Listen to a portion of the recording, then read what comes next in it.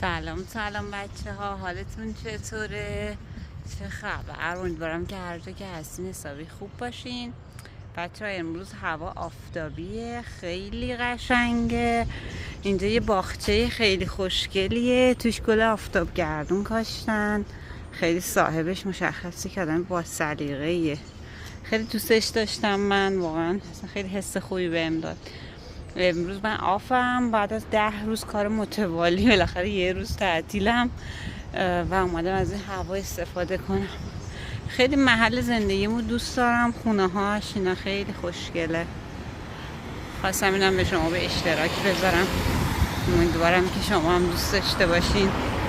اینجا هالیفکس در استان نواسکوشیا و خیلی واقعا فضای خوشگلیه.